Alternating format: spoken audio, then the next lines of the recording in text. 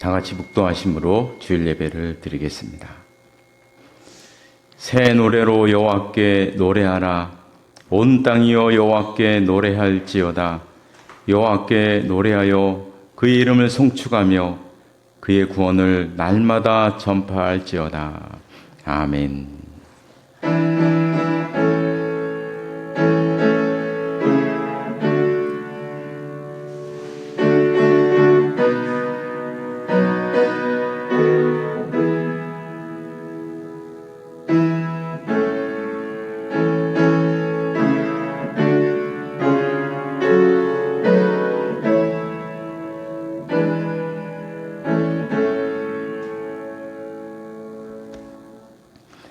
모두 일어나셔서 찬송가 95장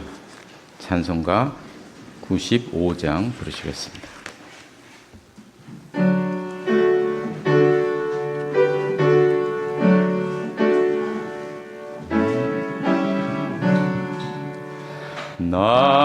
나의 기쁨 나의 소망 되시며 나의 생명이 되신 주 밤낮 불러서 찬송을 드려도 늘 아신 마음 뿐일세. 나의 사모하는 선한 목자는 어느 꽃다운 동산에 양의 무리와 늘 함께 가셔서 기쁨을 함께 하실까. 길도 없이 거친 넓은 들에서 갈 길 못 찾아 애쓰며 이리저리로 헤매는 내 모양 저 원수 조롱하도다. 주의 자비롭고 화평한 얼굴 모든 천사도 반기며 주의 놀라운 진리의 말씀에 천지가 화답하도다. 나의 진정 사모하는 예수님 음성조차도 반갑고 나의 생명과 나의 참 소망은 오직 주 예수 뿐이세.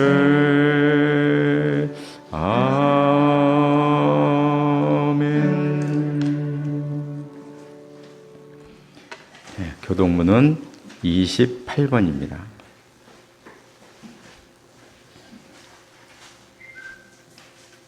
교동문 28번 시편 63편 말씀입니다. 하나님이여 주는 나의 하나님이시라. 내가 간절히 주를 찾되 물이 없어 마르고 헛되어가는 땅에서 내 영혼이 주를 갈망하며 내 육체가 주를 악모하나이다. 내가 주의 권능과 영광을 보기 위하여 이와 같이 성소에서 주를 바라보았나이다. 주의 인자하심이 생명보다 나음으로 내 입술이 주를 찬양할 것이다. 이러므로 나의 평생에 주를 송축하며 주의 이름으로 말미암아 나의 손을 들리리다. 골수와 기름진 것을 먹음과 같이 나의 영혼이 만족할 것이다. 나의 입이 기쁜 입술로 주를 찬송하되 내가 나의 침상에서 주를 기억하며 새벽에 주의 말씀을 작은 소리로 목소리를 빼게 하오니 주는 나의 도움이 되셨습니다. 내가 주의 날개 그늘에서 즐겁게 부르리라. 아멘. 다 같이 사도신경으로 신앙 고백하시겠습니다. 나는 전능하신 아버지 하나님 천지의 창조주를 믿습니다. 나는 그의 유일하신 아들 우리 주 예수 그리스도를 믿습니다. 그는 성령으로 잉태되어 동정녀 마리아에게서 나시고 본디오 빌라도에게 고난을 받아 십자가에 못 박혀 죽으시고 장사된 지 사흘 만에 죽은 자 가운데에서 다시 살아나셨으며 하늘에 오르셔 전능하신 아버지 하나님 우편에 앉아 계시다가 거기로부터 살아있는 자와 죽은 자를 심판하러 오십니다. 나는 성령을 믿으며 거룩한 공교회와 성도의 교제와 죄를 용서받는 것과 몸의 부활과 영생을 믿습니다. 아멘. 예, 자리에 앉으시기 바랍니다. 예, 잠깐 기도하시겠습니다. 흙으로 인생들을 만드시고 코에 생기를 불어넣으셔서 생명으로 살게 하신 하나님 아버지, 오늘도 함께 모여 하나님 앞에 예배드리게 하시니 감사를 드립니다. 저희들이 이 세상을 살아갈 때에 많은 문제를 가지고 살아갑니다. 하나님께서 긍휼을 베풀어 주셔서 그 문제들을 잘 이겨나갈 수 있도록 길을 열어 주옵소서. 특별히 이 시대가 젊은이들이 살아가기가 힘들고 어려운 시대입니다. 공부하는 길도 멀고 험하고 취업의 문도 좁고 AI의 등장으로 앞으로 어떻게 될지 무엇을 하며 살아가야 할지 알기 어려운 혼란 가운데 살아가고 있습니다. 우리 자녀들을 기억하여 주셔서 그들의 길을 열어주시고 이 사회의 한 일원으로서 떳떳하게 살아갈 수 있도록 인도하여 주시옵소서. 이제 중동 전쟁이 막바지를 향해 가고 있습니다. 하나님의 손길이 함께해 주셔서 잘 마무리가 되게 인도해 주옵소서.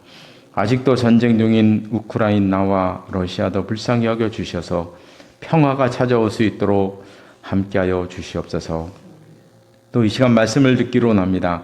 주시는 말씀으로 힘을 얻게 하시고 한 주간도 그 말씀 가운데 지낼 수 있도록 인도하여 주시옵소서. 예수님의 이름으로 기도드리옵나이다. 아멘.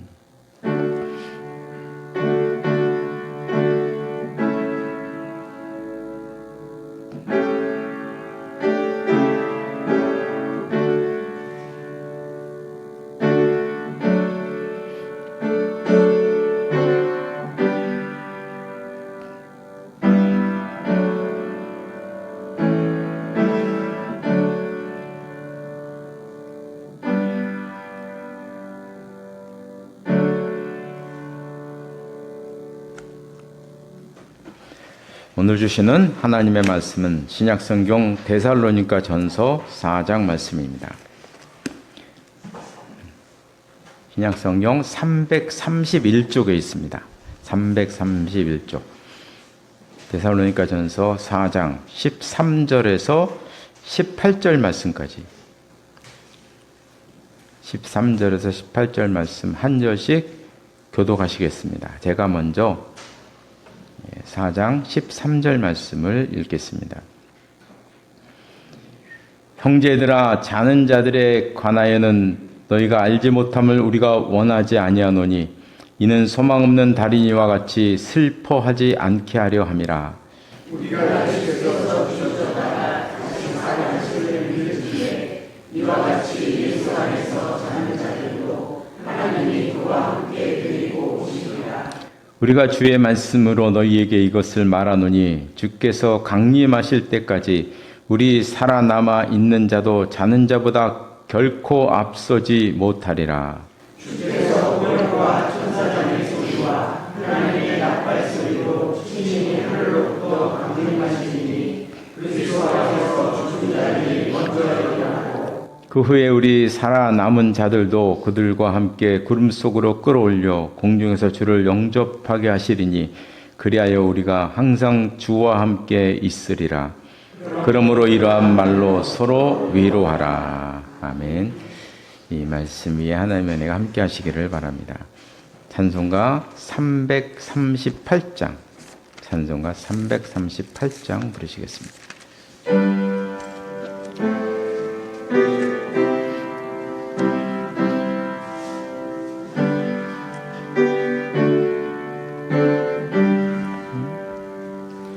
내 주를 가까이 하게 함은 십자가 짐 같은 고생이나 내 인생 소원은 늘 찬송하면서 주께 더 나아가기 원합니다.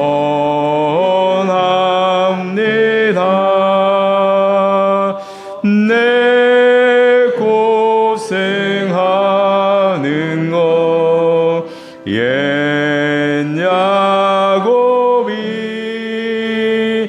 돌베개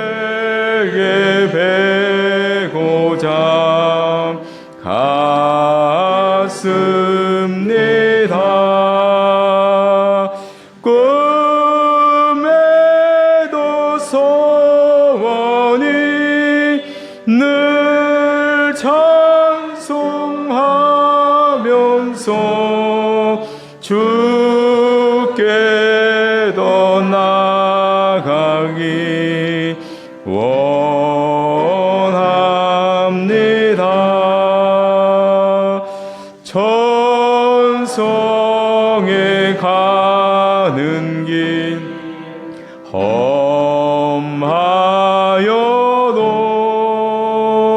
생명길 내나니 은혜로다. 천사 날 부르니 늘 찬송하면서 주께 더 나아가기 원합니다.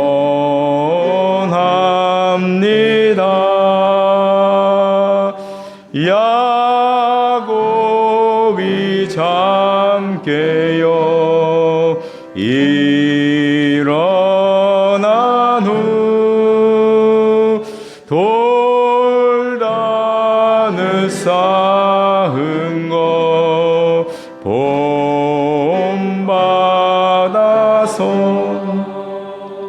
숨질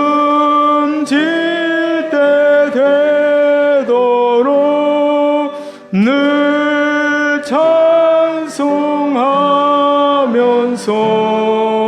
주께 더 나아가기 원합니다.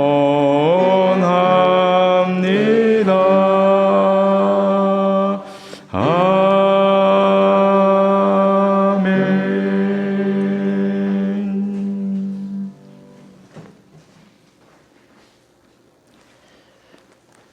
데살로니가 교회의 특징은 바울이 급히 떠났다는 것입니다.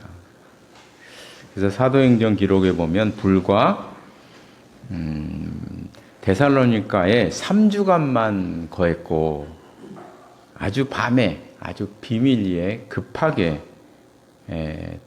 떠난 그 교회입니다. 그래서 이제 바울의 마음에는 이제 가르치지 못한 것들이 너무나 많은 거죠. 급하게 3주 만에 떠났으니 어떻겠어요, 마음이?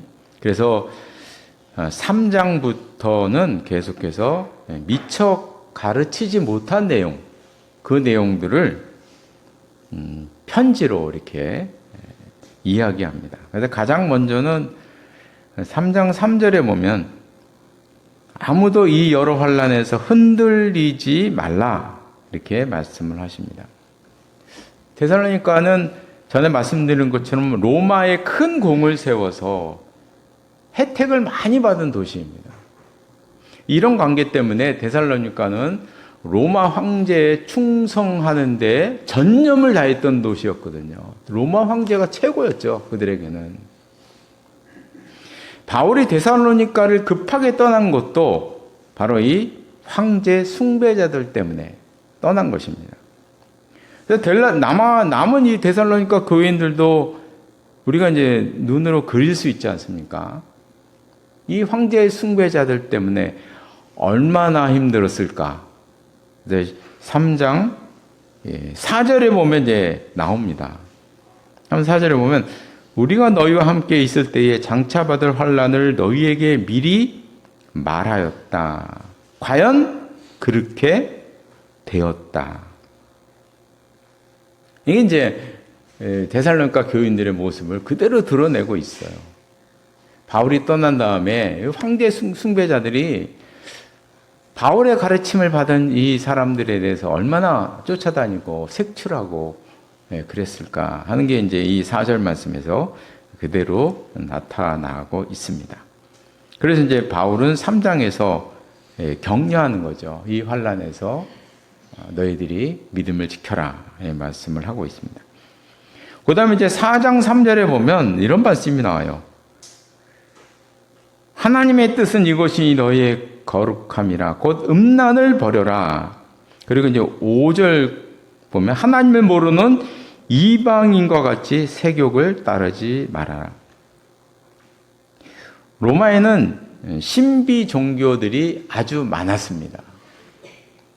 이 데살로니가는 워낙 로마에 충성을 다했던 그 도시였기 때문에 로마에 있는 모든 신비 종교들이 다 들어왔다고 해도 과언이 아닙니다. 모든 종교들, 우상들이 다 들어와 있는 거예요, 이 데살로니가예요. 그래서 그 우상들마다 자기들의 축제가 있었어요. 자기들의 축제가 있었는데 그 모든 축제들은 다 알고 보면 음란한 축제들이었던 거죠. 문제는 예수를 믿은 후에도 이런 생활을 버리지 못한 성도들이 있었다. 사실 그 당시에 이런 축제들을 외면하기는 정말 어려웠어요, 사실요. 왜냐하면 이 다 경제적인 문제와 연결되었기 때문에. 이게 다 시장이거든요, 시장. 거기에 참석 안 하면 물건을 거래를 못 했거든요. 그러니까 이 힘든 일이에요. 정말 힘든 일이에요. 그 바울은 말씀하는 거죠. 끊어라.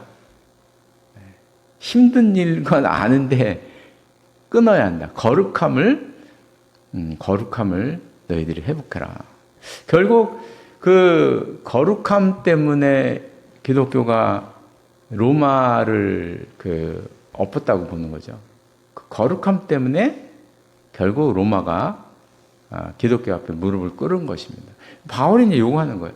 거룩함을 회복하라. 이렇게 말씀하고 있습니다. 우리가 읽었던 이제 오늘 본문은 데살로니가 교회만 갖고 있던 다른 교회에서는 볼 수가 없는 아주 특수한 문제에 관한 내용입니다. 사도 바울이 데살로니가 전서와 후서를 기록한 이유는 아마도 이 문제 때문이었을 거예요. 그렇게 보고 있어요. 너무나 중대한 문제. 그게 이제 13절 말씀에 나오거든요. 자는 자들에 관하여는, 성경에서는 성도들의 죽음을 잔다라고 표현하죠. 그래서 자는 자들에 관하여는 죽은 사람들에 대한 문제입니다. 죽은 사람들은 어떻게 되는가? 그래서 데살로니가 교회가 이 죽은 자들에 대해서 이렇게 관심을 가진 이유에 대해서는 우리는 지금 2000년이 지난 우리는 짐작만 하는 거죠. 짐작만. 아마도 바울이 데살로니가를 떠난 다음에 믿는 자 중에서 죽은 자가 생긴 것이 아닌가 예측을 해요. 죽은 자, 아주 존경받고 사랑받는 그 사람이 죽었나 보다. 이렇게 예상을 하는 거예요. 갑자기 이렇게 막 이런 데 관심을 갖는 거고. 그리고 또 한 가지 이유가 있는데, 이 데살로니가에는 이런 전설이 내려오고 있었대요. 예전에 죽었던 영웅이 다시 살아나서 데살로니가를 구원할 것이다. 우리나라 말로 하면 이순신 장군과 세종대왕이 다시 살아나서 우리나라를 뭐 어떻게 할까? 이 정도의 이제 전설인 거죠, 전설. 영웅들이 다시 살아날 것이다. 근데 이렇게 죽은 자가 다시 살아난다는 것은 헬라 사상에서는 이단입니다. 이단 사상이에요. 전에도 잠깐 말씀드린 것처럼. 헬라에서는 육이 죄악이라고, 육체는 죄악이라고 이렇게 보고 있거든요. 육체는 곧 죄악인 거예요, 죄악. 근데 죽은다가 다시 살아난다는 몸의 부활. 전에 사도신경에서 잠깐 말씀드렸던 몸의 부활은 그들 생각으로는 있을 수 없는 얘기예요. 왜냐하면 몸이 부활한다는 건 육체 덩어리가 죄악 덩어리인데 죄악 덩어리가 다시 산다는 거잖아요. 말이 안 되는 그들의 세상의 생각에서는. 그건 말이 안 되는 얘기예요. 그리고 또 헬라 사람들은 사람이 죽으면 땅이 피를 마신다고 이렇게 생각을 했대요. 그러니까 몸이 부활한다는 건 있을 수가 없는 거예요. 죽은 자가 부활한다? 말이 안 되는, 상상하기가 어려운 그런 얘기죠. 그래서 사도 바울은 늘 예수님의 그 아덴에서의 논쟁이죠. 그들이 죽은 자의 부활을 듣고 어떤 사람은 조롱했다. 아테네는 이제 철학자의 도시잖아요. 철학자들과 논쟁할 때 사도 바울의 메시지의 중심은 예수 그리스도의 부활이거든요. 죽은 자의 부활인 거예요. 그러니까 그 얘기를 듣고 철학자들이 조롱을 하는 거죠. 이제 그들의 생각에는 있을 수 없는 얘기니까. 그 이단 사상이거든요. 말이 안 되는 얘기. 이런 이제 생각을 가지고 있었어요. 그러나 이제 데살로니가라는 도시에는 전설이 내려온 게 있잖아요. 영웅들이 다시 살아난다. 이게 이제 맞물려서 바울이 죽은 자에 대한 부활을 얘기하니까 우리의 전설이 이게 가능한 거 아니냐, 뭐 이러면서 급하게 갑자기 관심을 갖게 된 거예요. 죽은 자, 작은 자는 어떻게 되나? 우리 예수를 믿다가 죽은 사람들은 또 어떻게 되는가? 이거에 대해서 관심을 많이 갖게 된 것이고, 이 문제가 중요한 이슈로 떠오르게 된 것입니다. 이 문제에 대해서는 사도 바울이 분명하게 말씀을 하고 있어요. 오늘 본문에 우리가 말씀하고 있는 거죠. 14절 끝에 보니까 하나님이 그와 함께 데리고 오신다. 예수님과 함께 데리고 오실 것이다. 15절에 보면, 끝에 보면 우리가 살아남아 있는 자도 자는 자보다 결단코 앞서지 못한다. 예수님께서 다시 오는 그날에는 살아있는 우리보다 이미 죽은 자들이 먼저 일어날 것이다. 먼저 예수님을 영접할 것이다. 그러니까 죽은 자들에 대해서는 염려하지 말아라. 이렇게 이제 말씀을 하고 있습니다. 이렇게 이제 종말에 관한, 결국 죽은 자들의 부활은 종말론을 불러일으키죠. 그 종말에 일어날 이야기니까. 이 종말을 이야기할 땐 항상 대두되는 게 있어요. 공식처럼. 언제냐? 이거죠. 언제냐? 우리는 벌써 수십 년에 다 겪어봤잖아요. 언제 일어날 것이냐? 이거에 관심을 가지게 되는 거죠. 결국 데살로니가 교회도 그런 관심을 갖게 됐어요. 그래서 5절에 보면, 5장 1절에 보면, 형제들아, 때와 시기에 관하여는 너희에게 쓸 것이 없다. 이 이야기는 때와 시기에 대해서 데살로니가 교회가 관심을 갖게 됐다는 거죠. 당연히 관심을 갖게 됐는데 쓸 것이 없다. 왜냐하면 2절에 보니까 주의 날이 밤에 도둑같이 이룰 줄 너희가 안다. 예수님께서도 말씀하셨잖아요. 때와 시기는 모른다. 저는 이 모른다는 말씀에 대해서 그런 생각을 해봐요. 이거는 결정된 게 아니고 인간의 역사에 따라서 흐름에 따라서 달라질 수 있다는 의미로 저는 생각을 해야 되지 않을까? 이런 생각이 들어요. 달라지는 거 아닌가? 이런 생각을 갖게 되는데 그것도 이제 저의 그냥 사견일 뿐이고 예수님께서 분명히 말씀하셨거든요. 모른다 아무도. 당신도 모른다 이렇게 말씀하셨어요. 신경 꺼라. 관심을 갖지 말아라. 이렇게 말씀을 하셨어요. 이렇게 이제 데살로니가 전서를 보낸 거예요. 죽은 자들에 관심이 많으니까. 이게 죽은 자들에 대해서 그들은 우리 먼저 예수님을 보게 될 것이다. 염려하지 말아라. 이런 얘기를 하셨어요. 그 때와 시기 이런 거 갖고 너희들 시간 보내지 말아라. 이 얘기를 쓴 거예요. 근데 이 데살로니가 전서를 받아보고 더 큰 문제들이 이 종말론이 더 크게 번져버렸어요. 그래서 또 서둘러서 쓴 편지가 데살로니가 후서입니다. 데살로니가 후서에 보면 재림에 관해서 아주 심각한 문제들이 벌어져요. 한번 넘겨볼까요? 2장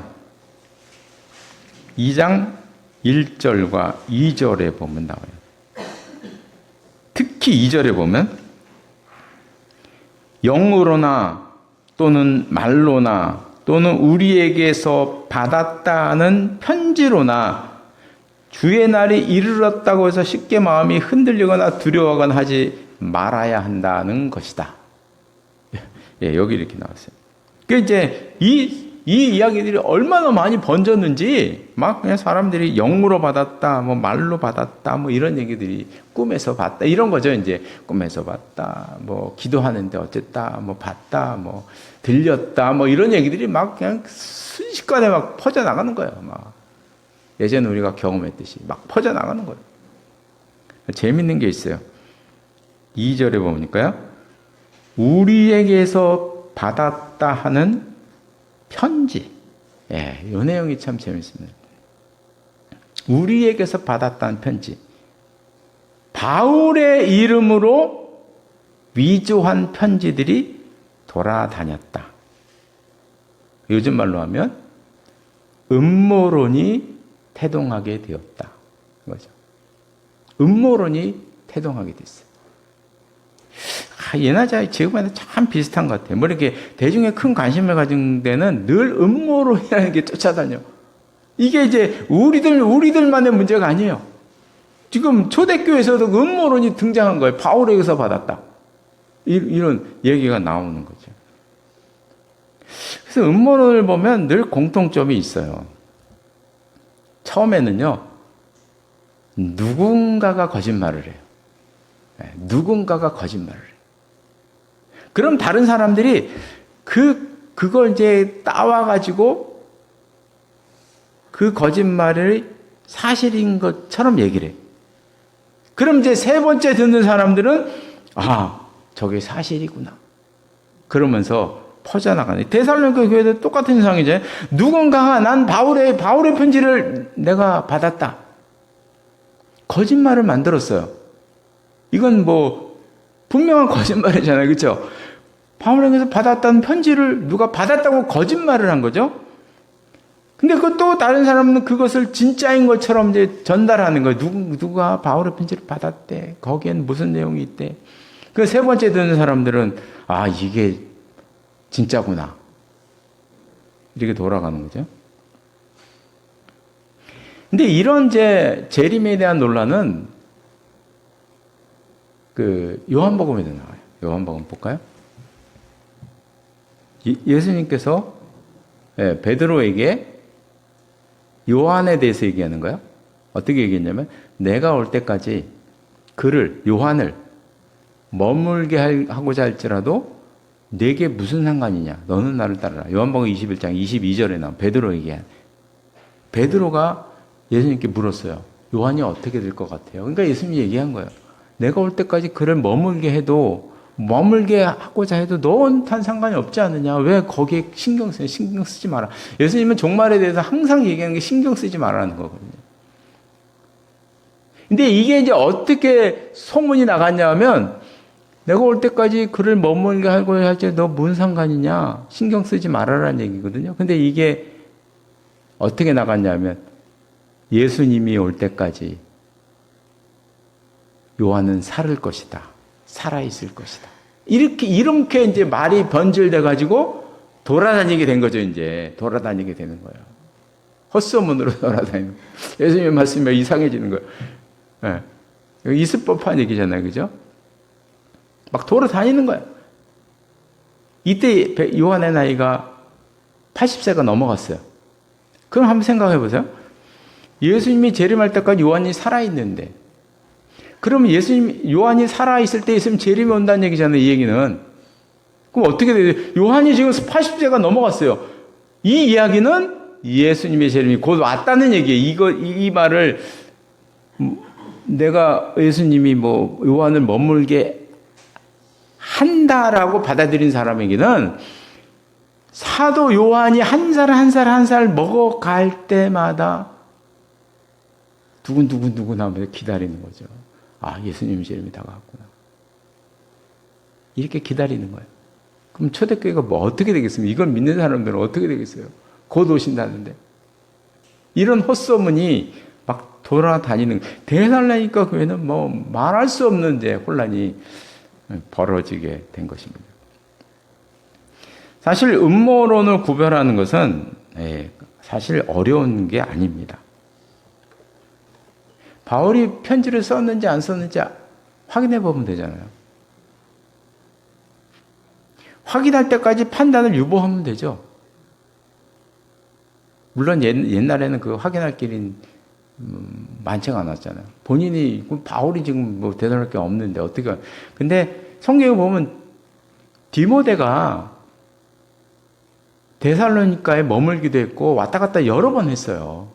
걱정되니까 디모데를 보냈다면 본인은 못 가고 여러 번 보냈다고 성경에 나와 있어요. 그러면 디모데에게 물어보는데 디모데에게 바울 선생님이 썼다는데 이게 맞냐고, 이게 바울의 편지 맞냐, 이게 좀 확인만 하면 끝날 거란 말이죠.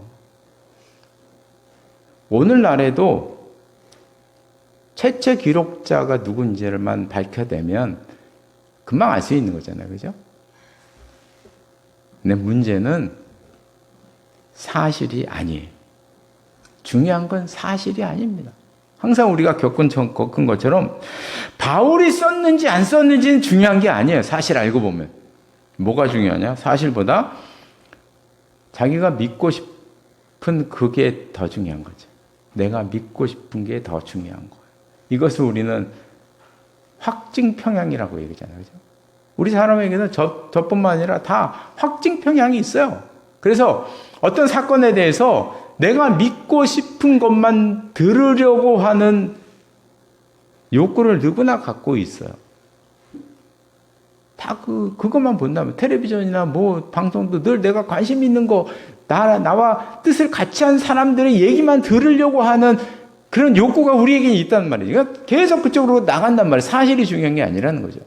음모론에는 사실이 중요한 게 아니에요. 제가 며칠 전에 기사를 봤어요. 이준석 씨의 얘기, 이준석 씨. 황당한 일을 당했더라고요. 그래서 이준석 씨가 지하철 타고 가고 있는데 어느 분이 와서 그러더래요. 보신 분이 계실지 모르겠어요. 어느 사람이 와서 그러더래요. 이준석 씨, 왜 당신은 조국의 딸 조민과 결혼했습니까? 이렇게 얘기하더래요. 그래서 이준석 씨가 결혼을 안 했잖아요. 그렇죠? 미혼이에요.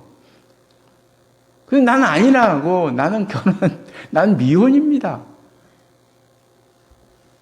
이준석이가 그렇게 얘기했는데 이준석의 말을 안 믿어요. 참 신기하죠, 그렇죠? 본인이 난 결혼 안 했어요. 얘기를 해도 안 믿어, 그거를. 그 사람은 굳건히 믿어요. 조국의 딸 조민과 결혼했다. 자기가 듣고 싶은 것만 듣다 보니까 거기에 그냥 확증을 갖고 있는, 이게 사람의 심리인 거예요. 사실보다 중요한 게 나의 관심인 거죠. 데살로니가 마찬가지, 데살로니가 그런 거예요. 이 죽은 자들에 대한 관심이 막 극심하다 보니까 점점점 그쪽으로 몰려가다 보니까 누군가 거짓말했는데 그냥 확인도 안 하고 맞아 그것 봐 바울도 그렇게 얘기했잖아 내 말이 맞잖아 내 생각이 맞잖아 이래 되는 거죠.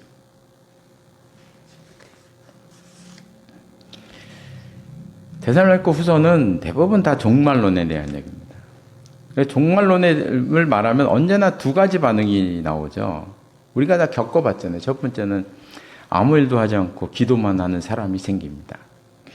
그래서 1992년도 10월 28일에 가까울수록 많은 사람들이 저 산속에 올라가서 하얀 옷을 입고 금식하면서 기도했잖아요. 많은 사람들이 기도원 교회, 다미성교회에 몰려가서 그냥 아무것도 먹지 않으면서 다 생활을 끊고 직장 그만두고 그 들어가서 했잖아요. 그죠? 네, 그런 사람이 생깁니다. 또 하나는 이제 종말이 왔으니 신나게 놀고 먹자. 뭐 이럴 필요가 없다. 이런 사람들인 거죠. 그러니까 사도 바울이 이 두 가지 모두를 공격하는 거예요. 그래서 3장, 데살로니가 후서 3장, 뭐 10절, 12절에 보면 그 결론을 말씀하고 있잖아요. 그래서 10절에 보니까 누구든지 일하기 싫어하거든 먹지도 말라. 먹지도 말라. 아주 강하게 얘기하죠. 종말론에 대한 경고를 확 내려버리잖아요. 우리나라도 종말론에 관해서는 일가견이 있습니다. 이단들은 사람을 모으기 위해서 종말론을 건들게 되어 있어요. 그래서 우리나라 이단 가운데 종말론을 건들지 않는 이단은 없어요. 다 종말론을 건듭니다.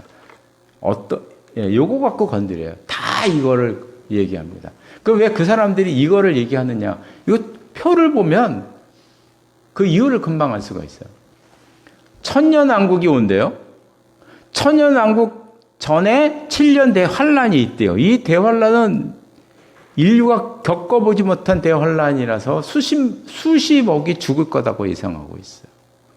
수십억이 죽는 엄청난 대환란이 올 것이다. 그러나 이 대환란 전에 예수님이 공중재림하시는데 믿는 사람들은 예수님을 맞이하러 휴거돼서 올라가서 7년 대환란을 겪지 않을 것이다. 요게 문제입니다. 7년 대환란. 이단들이 이제 사람들을 꼬시기에 딱 좋은 이론이에요. 환란을 겪지 않으려면 우리한테 들어와라는 거죠. 들어와라. 너희 재산이 뭔 필요 있느냐? 다 내놔라. 그 온전히 우리에게 하면 이게 신천지도 그래요. 신천지 자기들의 모임이 14만 4천이 되면 그러면 예수님의 재림이 온다. 그리고 이제 막 떠들어댔거든요. 들어와라. 그러면서 이제 7년 대환란. 근데 14만 4천이 넘었네? 뭐라고 얘기하는지 몰라요, 요즘은요. 그러니까 이단들은 다 이게 거짓말로 만들어서, 이게 이 논리가 이 7년 대환란이 천년왕국 앞에 있다. 그래서 그냥 요거를 피하게 하기 위한 그 미끼를 던지는 거죠. 그러니까 사람들이 요게 넘어가기 좋게 돼 있어요, 이론이. 그러니까 전천년설, 환란 전 휴거설을 공통적으로 주장하는 게 이단들이 요걸 갖고 이야기를 해요. 근데 이 이론은 우리가 한 가지만 제가 딱 이야기를 할게요. 뭐 교리적으로 막 복잡하게 딱 한 가지만 얘기할게요. 상식적으로. 자, 휴거된 사람들, 변화된 몸으로 이제 공중재림하면서 이제 천년왕국을 살게 되는 거죠. 그럼 천년 동안 죽는다는 얘기예요? 안 죽는다는 얘기예요? 안 죽는다는 얘기잖아요. 안 죽어요. 천사를 사는 거예요. 제가 내일 이제 공중재림을 제가 이제 휴거를 했다 봐요. 그럼 여기 되면 내가 1064살이 되는 거예요. 1064살까지 저는 사는 거예요. 이렇게 되는 거죠. 어떤 모습으로? 젊고, 아주 화려한 모습으로 살아가는 거예요. 그렇게. 그럼 이제 7년 대환란을 겪으면서 죽지 않는 사람들이 있어요. 최소 3분의 1은 안 죽는다 그래요. 그럼 천불이면 한 20억은 안 줄 거예요. 20억은 여기서 살아요. 자, 그럼 20억의 사람들이 여기서 어떻게 살까요? 이 사람들은 태어나고 결혼하고 늙고 죽고를 반복하는 거예요. 10년 동안. 그리고 농사도 짓고 일하면서 지금쯤 살아간다. 우리는 1000년 안 죽어요. 1000년 동안. 어떤 생각이 들어요? 이건 뭐 공상과학영화에나 나오는 얘기잖아요. SF 영화에 나오는 얘기. 저는 이걸 보면서 그런 생각이, 뭐가 제 생각이 났냐면, 도깨비라는 드라마에 공유가 생각이 났어요. 공유의 나이가 900살이 넘어요. 근데 어떤 모습으로 삽니까? 20대 후반에, 건장한 남자로, 잘생기고 멋들어진 남자로 900년을 살아오잖아요. 근데 다른 사람은 다 죽고 살고 뭐 지지고 볶고 이렇게 그러고 살았잖아요. 그죠? 우리가 공유가 된다는 거예요. 행복한가요? 그럼 이제 왕 노릇한데 우리가, 그리고 이 사람들은 백성이래요. 그럼 이 사람들은 백성이겠지. 우리가 그 사람들을 다스리고 산다. 공유처럼 살아가요. 공유가 되는, 공유가. 참 황당한 얘기죠. 그죠? 행복한가요? 징그러워요. 저는 얘기 들어.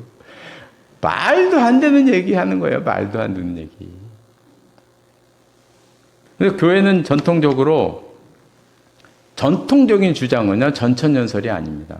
항상 후천년설 아니면 무천년설이에요. 무천년설이나 후천년설은 똑같은 얘기예요.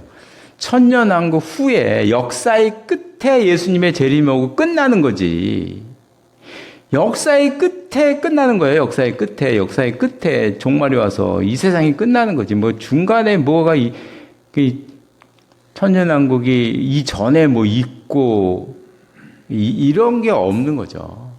그냥 끝나는 거예요. 후천년설은 마지막 천년왕국이라는 게 따로 존재하는 거고, 무천년설은 이게 없는 거예요. 없고 그냥 교회가 점점 퍼져나가면서 하나님의 나라가 이 땅에 이르게 된다. 그러면 우리는 모르지만 어느 순간에 끝이 온다는 이런 얘기거든요. 그러니까 후천년설, 무천년설은 의미가 똑같아요. 다른 게 없어요. 성경은 그냥 재림을 끝나는 거지. 예수님이 재림하고 1000년이라는 이상한 기간이 또 존재하지 않아요. 그건 그냥 상징적인 의미일 뿐이에요. 이 이론이 칼빈부터 시작한 우리 기독교의 정통 이론입니다. 이게 정통인 거예요. 그러니까 기억을 하시면 좋겠습니다. 전천년설 얘기 나오면요, 절대로 믿지 마세요. 이건 다 이상한, 꼬이기 위한 이론인 거예요.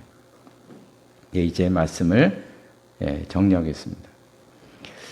우리가 이제 종말론을 얘기할 때는 상식적으로는 제가 조금 전에 얘기했던 그거 생각하시면 돼요. 우리는 도깨비 공유처럼 살고 일반 사람들은 그냥 그렇게 살아간다. 말도 안 되는 웃기는 짬뽕 같은 얘기를 하고 있어요. 그냥 상식적으로 그 생각을 하세요. 그러면 말도 안 되는 얘기잖아요. 또 하나, 성경 해석적인 면에서 보면 항상 기억해야 될 것은, 성경은 2000년 전 사람들에게 보낸 편지라는 걸 기억을 하셔야 돼요. 2000년 전 사람들에게 보낸 편지입니다. 그래서 원래 성경은 2000년 전 사람들에게 적용이 되어야 돼요. 왜냐하면 그들에게 준 편지니까 그들에게 적용이 돼야 되는 거예요. 적용이 된 다음에 우리한테 두 번째 적용을 해야지. 그 적용을 빼고 하면 안 돼요. 반드시 해야 돼요. 근데 예를 들어서 전천년주의자들은 그런 얘기를 하잖아요. 뭐 성경에 666 코드가 컴퓨터라고 얘기를 해요. 그리고 뭐 괴물의 10개의 발가락이 바로 뭐 EU다, 유럽연합이다, 이렇게 이야기를 하고 있고요. 아까 말했던 14만 4천이 바로 우리의 집단이다, 이런 얘기를 하고 있잖아요. 그리고 좀 더 나아가서 어떤 사람들은요, 요한계시록에서 일본을 찾아요. 일본. 미국을 찾아요. 네, 그렇게 찾아요. 막. 자, 그럼 이제 우리가 한번 생각을 해봐요. 2000년 전 초대 교회들에게 컴퓨터가 무슨 상관이 있나요? 아무 상관이 없잖아요. 유럽연합과 상관이 있나요? 아무 상관이 없잖아요. 미국과 상관이 있나요? 일본과 상관이 있나요? 아무 상관이 없는 얘기예요, 그들에게는. 그렇게 해석을 하면 이 요한계시록과 다니엘 이런 성경들은 그들과는 전혀 상관이 없어요. 전혀 상관이 없는. 그럼 그 편지가 뭐가 되는 겁니까? 그 편지가 그들에게는 상관이 없는 말이 되죠. 그러므로 성경 해석적으로 보면 이런 해석들은요, 성경 해석의 기본인 ABC를 어기고 있어요. 기본을 어기고 있어요. 그래서 제가 당담하건대 시중에 나와 있는 모든 종말론은 다 거짓입니다. 다 잘못된 거예요. 왜냐하면 성경의 가장 기본인, 성경은 먼저 2000년 전 성도들에게 보낸 편지라는 요 단 하나의 생각도 하지 않아요. 그러므로 모든 이론은 다 잘못된 것입니다. 그래서 이제 사도 바울이 데살로니가 교회 교인들을 향해서 일하지 않은 자들은 먹지도 말라. 이 말씀은 어떠한 경우에서든지 믿는 사람들은 내 삶에 충실해야 한다. 네, 이 메시지를 우리가 기억을 하시고, 종말론 나오면 저거 다 가짜다, 거짓말이다, 그리고 다 성경을 잘못 해석하고 있다는 것을 기억을 하셔서 그냥 버리시면 됩니다. 네. 저는요, 종말론 이거에 대해서 제가 청년 때요, 진짜 많이 연구했어요. 지금 목사님들 가운데 저만큼 종말론을 종말론에 관한 책을 많이 보고 연구한 사람 드물어요. 네, 정말 그래요. 막 박사학위로 공부한 사람을 빼놓고 정말 저는 많이 읽어봤어요. 그래서 제가 확신 있게 얘기합니다. 이건 다 웃기는 이야기들이에요. 웃기는 이야기. 그래서 저는 너무 많이 그 책을 갖다가 보니까 저는요, 20몇 권을 막 사다가 보고 막 그냥 본 게 아니고 성경 찾아가면서 공부하면서 이렇게 했어요. 아마 옆에서 막 걱정을 해서 저 이상하게 되는 거 아니냐. 그 책 진짜 막 갖다가 막 그냥 어디 숨기고 막 그런 적이 있었어요. 근데 제가 정말 오랜 시간 동안 제가 공부하고 생각해 본 결과 웃기는 짬뽕이었더라. 결론이에요. 예. 그래서 제가 아는 어느 목사님도 가끔 전화해요. 아마 주위에 전천년 주의자들이 있나 봐요. 자꾸 물어봐, 저한테. 몇 번을 물어봐. 예. 전천년설이 무엇이고 후천년설이 뭐냐고 저한테 자꾸 물어봐. 지금도 전화해서 목사님들이 그런 분이 있어. 그래서 우리 성도님들은요, 저를 믿으시고 그런 것들은 다 웃기는 이야기들이다 하는 것을 꼭 기억을 하셔서 그렇게 지내시기를 바랍니다. 기도하시겠습니다. 하나님 아버지, 정말 사도 바울이 3주밖에 없었지만 너무나 아름답게 신앙이 성장되었던 데살로니가 교회, 온 초대교회에 소문이 날 정도로 그들의 믿음과 그들의 열정을 우리가 보았는데, 단 하나의 문제, 이 종말에 관한 이 문제 때문에 그렇게 아름다운 교회가 순식간에 어지러워지고 혼란했던 것을 우리가 오늘 본문에서 보았습니다. 사실 이런 데살로니가 교회의 이 문제가 우리 한국 교회에도 수시로 일어나고 있으며, 많은 사람들이 이 문제로 이단에 빠지기도 하고 혼란에 빠지기도 하는 것을 저희들이 너무나 잘 알고 있습니다. 하나님은 저희들에게 지혜를 주시고 저희들에게 분별력을 갖게 주셔서 이 모든 것들 잘 분별해 나갈 수 있도록 주님 인도하여 주시옵소서. 사도 바울의 말씀처럼 어떠한 경우든지 우리 믿는 사람들은 내 삶에 충실해야 된다는 사실, 이 말씀을 마음속에 품고 살아갈 수 있도록 함께하여 주옵소서. 예수님의 이름으로 기도드리옵나이다. 아멘. 모두 일어나셔서 찬송가 621장, 찬송가 621장 부르시겠습니다.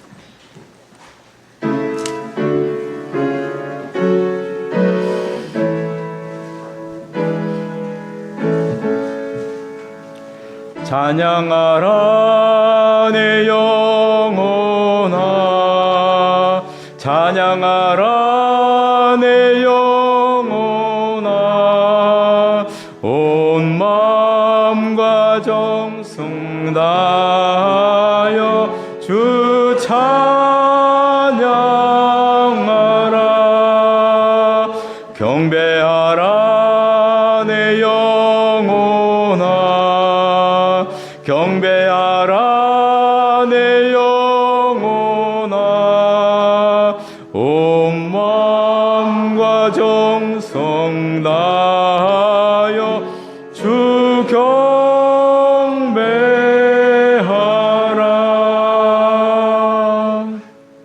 기도하시겠습니다.